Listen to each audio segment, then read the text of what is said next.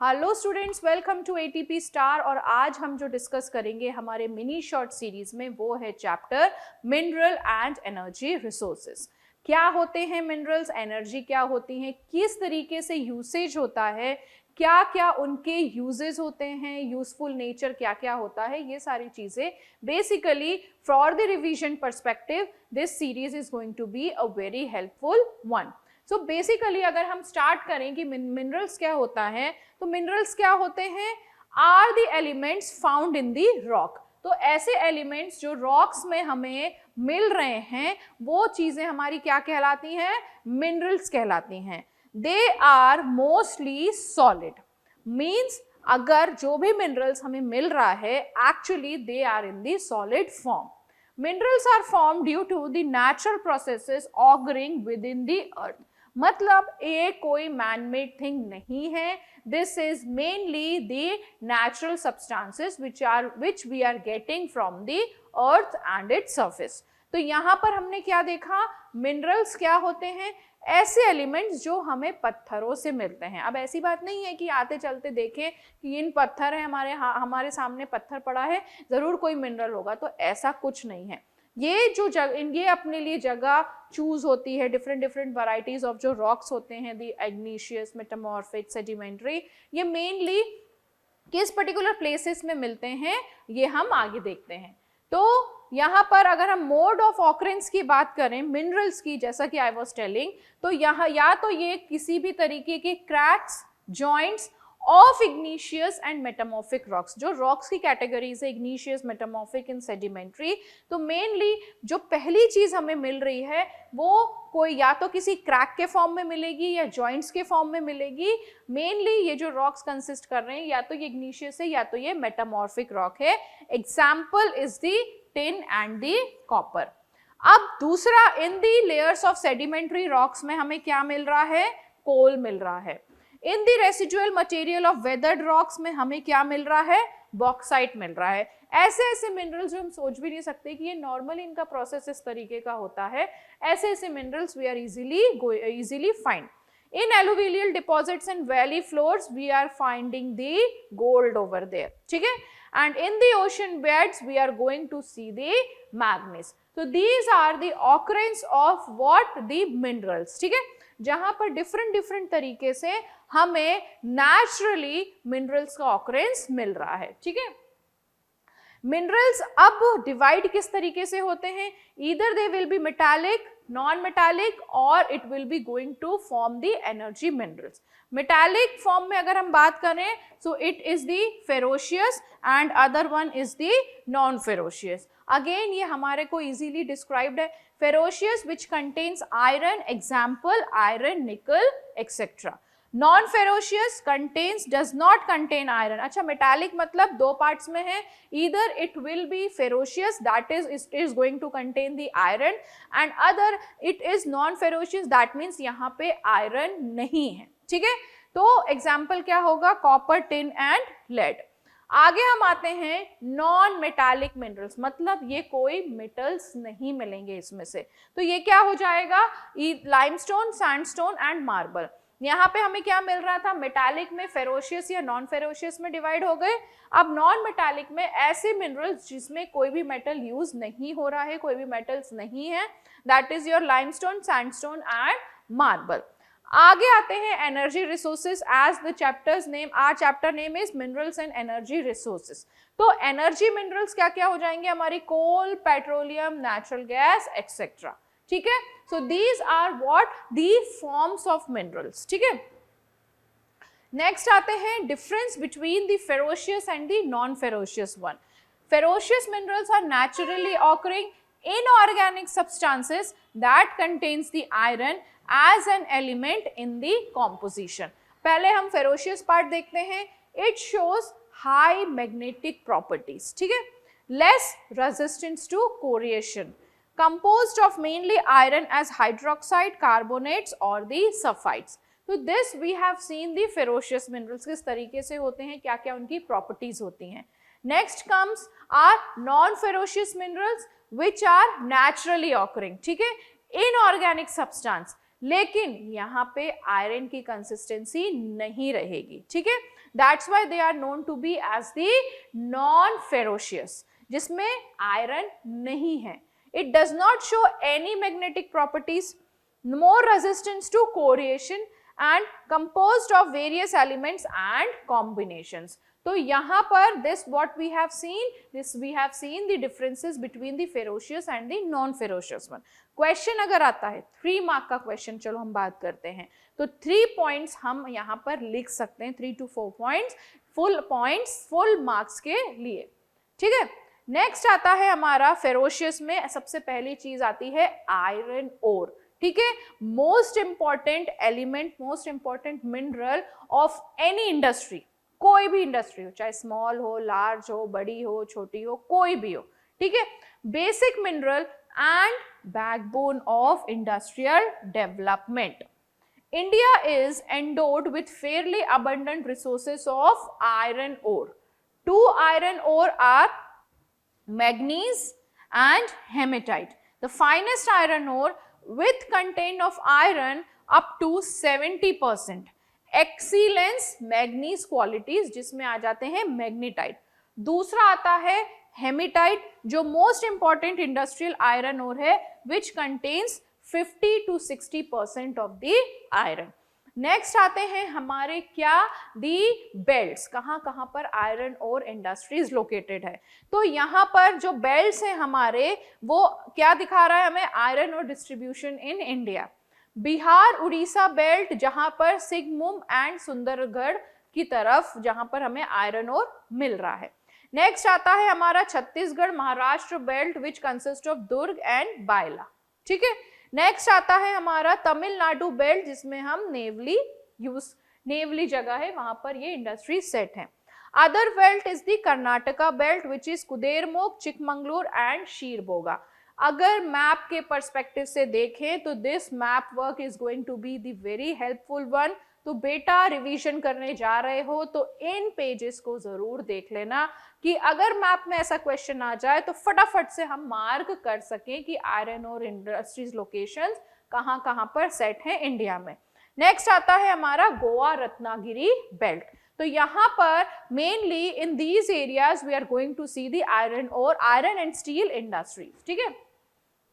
Next हम बात करते हैं मैग्नीज की. Manganese is mainly used in manufacturing of steel and ferromanganese alloy, ठीक है.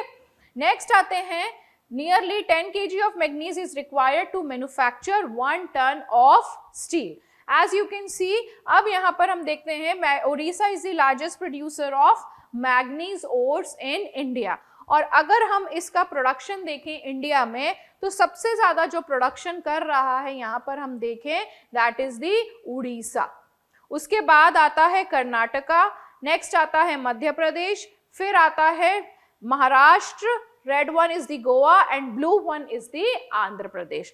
तो इस तरीके का क्वेश्चन आए तो ये डायग्राम्स बना के फटाफट से आ जाओ और फुल मार्क्स लेके आओ, ठीक है. Next we comes to the non ferocious metals. क्या क्या होते हैं, aluminium, copper, zinc, gold, silver, titanium. These are all what the non-ferrous metals. Aluminium, which is ductile, flexible, good strength to weight. Copper, ductile and durable. Main इसका usage क्या है, electronics, pipes और pan bottoms के लिए ये use होता है. Zinc, tirely strong and durable. Coatings of for screws and bolt can be done. Next आता है हमारा gold, which is the very expensive one also nowadays also, पहले भी था. Or it is the favorite ornament worn by every person whosoever it may be a male or a female. So used to make expensive jewelry. Silver, tirely expensive and durable, also it is used to make the expensive jewelry. Titanium, strong and durable, used to make also expensive jewelry and also the surgical instruments. So these are what we have seen the non-ferrous metals. अब हम आते हैं copper पे. Copper is what its uses is been malleable, ductile and a good conductor. Copper is used mainly for the electrical cables, electronics and the chemical industry. अगर हम इसका distribution देखें तो 3 है ऐसे स्टेट हैं जहां पर कॉपर प्रोडक्शन होता है। कहां कहां पर? One is the Madhya Pradesh, other is the Rajasthan and third one जो ये 3% है वो है झारखंड। ठीक है, तो यहाँ पर production of copper you can easily C in these 3 and only states. Next आते हैं हमारा बॉक्साइट। बॉक्साइट क्या है? एक raw material for making aluminium. Depending on iron content, it appears like pinkish where reddish in color. Also, bauxite is a rock containing hydrated aluminium belts और main जहां पर हमें बॉक्साइट मिलता है इज दी उड़ीसा। ठीक है, इसका अगर हम परसेंटेज वाइज देखें तो सबसे ज्यादा लार्जेस्ट प्रोड्यूसर ऑफ बॉक्साइट क्या है? Orissa, which contain 65% of the bauxite. ठीक है, जहां पर बन रहा है। Rest 10, 9, 6, 6, 6, 3 Madhya Pradesh, Maharashtra, Chhattisgarh, Gujarat and other one is the Jharkhand. तो here what we have seen the bauxite. ठीक है, अब नॉन मेटालिक मिनरल्स कौन कौन से होते हैं? It will be your graphite, dolomite, limestone and the mica. ये सारे के सारे हमारे क्या हैं? Non metallic minerals. ठीक है, अब इसमें मोस्ट इंपॉर्टेंट जो नॉन मेटालिक मिनरल्स है वो है हमारा rock minerals which contains the limestone. अब ये कहाँ से बन रहा है? It is found in association with rocks composed of calcium carbonates or calcium magnesium carbonates. It is found in sedimentary rocks of most geological formations. Limestone is the basic raw material for the cement industry and essential for smelting iron ore in the blast furnace. तो यहाँ पर हमने क्या देखा है? Limestone के बारे में क्वेश्चन आता है, रॉक मिनरल से ऐसा कुछ आता है तो 2 तो 3 पॉइंट्स में एक्सप्लेन करके आराम से आंसर लिखो और फुल मार्क्स लेकर आओ। लाइमस्टोन प्रोडक्शन है 2016 और 17 का अगर हम प्रोडक्शन देखें तो यहाँ पे ओवरऑल अगर हम देख रहे हैं तो all other states are covering, जितने भी मेन स्टेट्स हैं इंडिया के जहाँ पर एक्चुअली में हमें कुछ ना कुछ मिनरल्स या मेटल्स मिल ही रहे हैं, तो ऐसे में है Rajasthan, Madhya Pradesh, Andhra Pradesh, Chhattisgarh, Karnataka, Gujarat, Tamil Nadu, Telangana and others as well. So here अगर हम लाइमस्टोन प्रोडक्शन की बात करें तो पूरी की पूरी इंडिया में कहीं ना कहीं से हमें ये चीजें मिलती ही हैं। ठीक है, लेकिन सबसे ज्यादा जो लाइमस्टोन हमें मिल रहा है फिर भी वो है राजस्थान से। ठीक है, next, now we have seen an number of minerals, metals देखे हमने किस तरीके के हैं, फेरोशियस हैं, नॉन फेरोशियस हैं, मेटालिक हैं, नॉन मेटालिक हैं। अब हमारे को क्या जरूरत है? How we can conserve these minerals. तो मेनली क्या कर सकते हैं? ऑल्टरनेट सोर्स ऑफ एनर्जी का यूज कर सकते हैं, like the solar energy, hydro electric energy, wind energy, जिस वजह से इन मिनरल्स को हम कंजर्व करके रख सकते हैं। Use of renewable source of energy, avoid over exploitation of the mineral resources, use of biogas as a fuel for cooking instead of non-renewable sources of energy, or using minerals in a plant way. These are some of the ways through which we can conserve our mineral energy. ठीक है, तो minerals को हम किस तरीके से conserve कर सकते हैं? We have seen 2 to 4 examples of it. What are the ways? तो ये हम easily लिख सकते हैं। ठीक है, नाउ नेक्स्ट आते हैं हम अब एनर्जी में क्या होती है, किस तरीके की होती है। तो जो एनर्जी है वो 2 पार्ट्स में डिवाइडेड है, conventional and other is the non conventional. जो कन्वेंशनल सोर्स ऑफ एनर्जी है उसमें आ जाते हैं हमारे coal, petroleum, natural gas and electricity. Non conventional में हमारी all types of energy like the solar, wind, biogas, tidal, geothermal energy. ठीक है, जिससे हमें कुछ ना कुछ मिल रहा है। ठीक, अब there is a difference between the conventional and the non conventional source of energy. क्या होगा? Conventional source of energy refers to traditional source of energy जो ट्रेडिशनली चली आ रही है, like the using of coal, natural gas, petroleum, electricity etcetera. These source of energy are non-renewable. जो conventional source of energy होती है ये तरीके की एनर्जी non-renewable है। Why? Actually you cannot predict that कि वो non-renewable है, लेकिन the thing is that कि it takes millions and millions years to reproduce them. तो जो एक ह्यूमन लाइफ का स्पैन होता है, जो पूरा टाइम होता है वो कुछ सालों का होता है, लेकिन इनको बनने में मिलियंस ऑफ ईयर्स लग जाते हैं. That's why these particular resources are known to be as the non renewable one. Generation of energy is expensive and they cause large scale pollution. तो ये source of energy जो है वो बहुत ज़्यादा pollution produce करता है. On the other hand, non-conventional source of energy की हम बात करें are recently developed sources of energy like the solar, wind, tidal, geothermal, etc. These sources are renewable. Yeah, initial cost of generation is high but cheaper in the long run. They are eco-friendly source of energy, matlab they are not going to create any kind of pollution. So here is the good difference between the conventional and non-conventional source of energy, and जो points दिए हुए हैं वो पूरे के पूरे हम लिख सकते हैं for the answer. Now अगर हम अब conventional source की बात कर रहे थे तो उसमें coal आया. तो कोल क्या होता है? इज अ कंबस्टिबल ब्लैक और brownish black sedimentary rock formed as rocked strata called the rock coal seams. Coal is formed when dead plant matter decays into peat and is converted into the coal by the heat and pressure of deep burials over millions of years.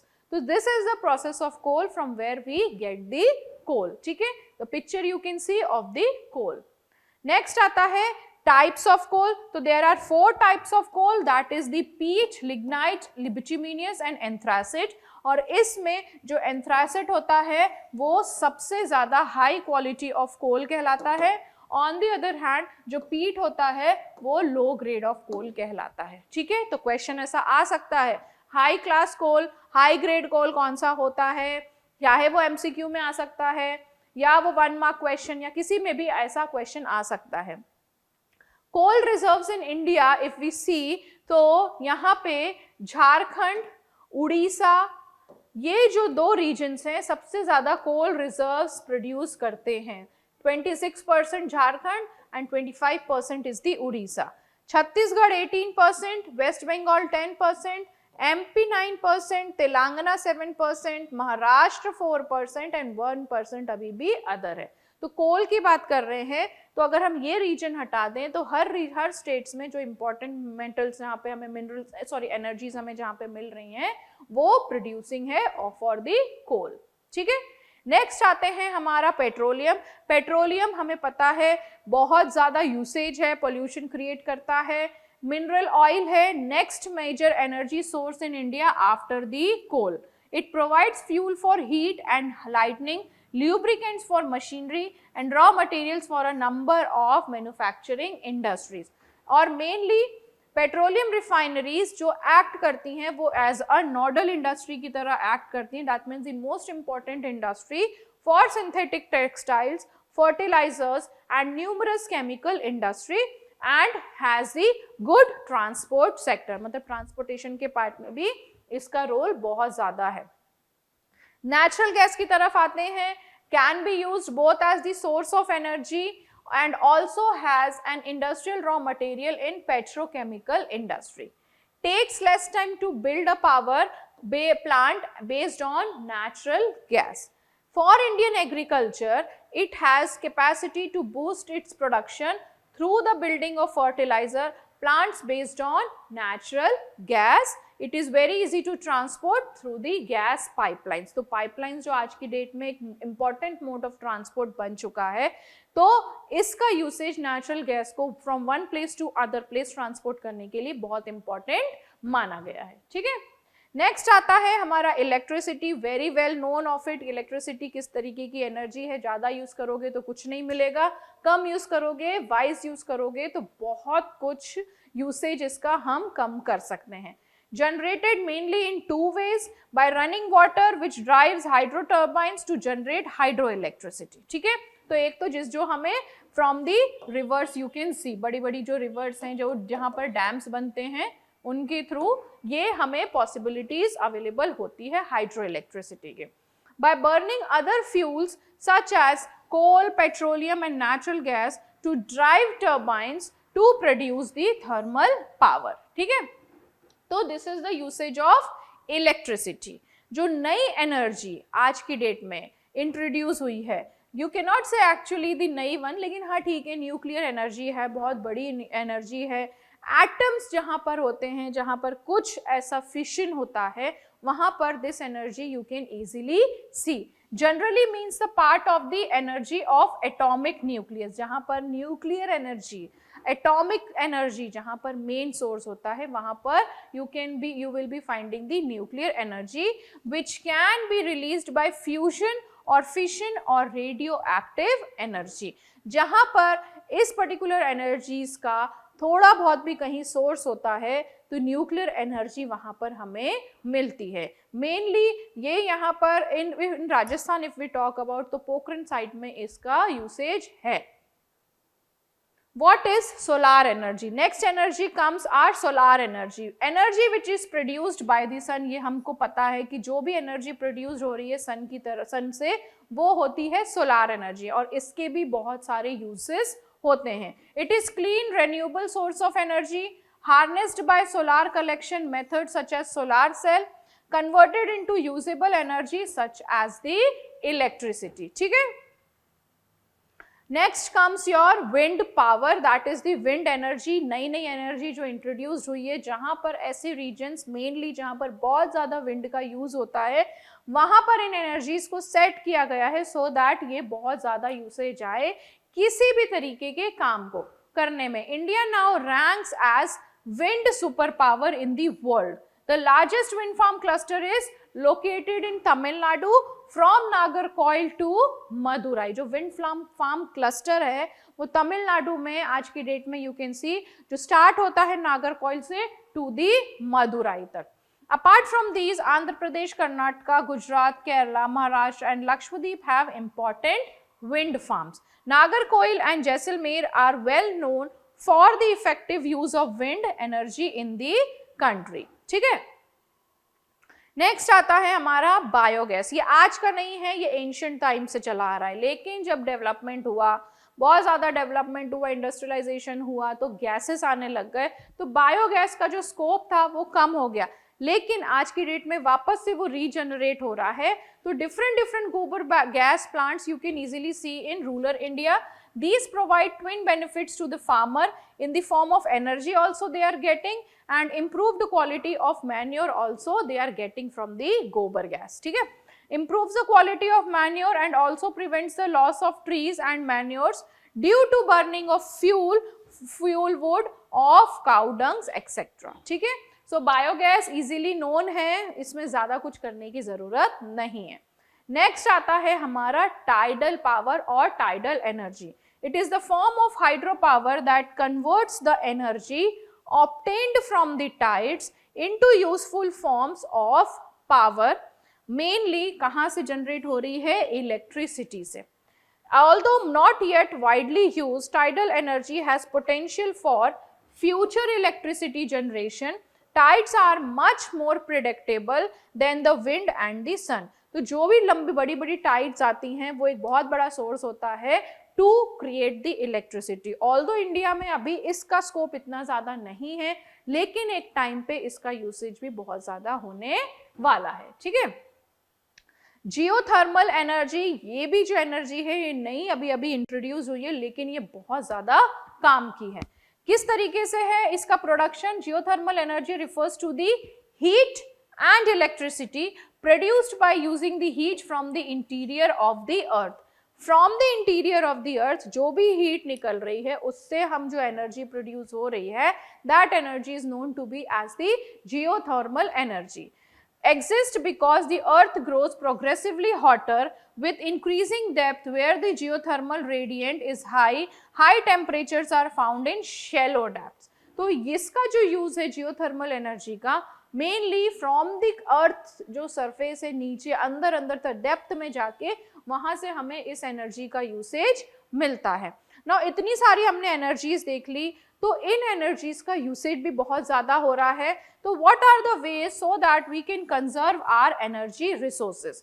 First of all, use of energy saving appliances, use non conventional source of energy, increased usage of renewable sources, encourage the conservation of energy resources, judicious use of energy resources, and use of public transport than the individual vehicles.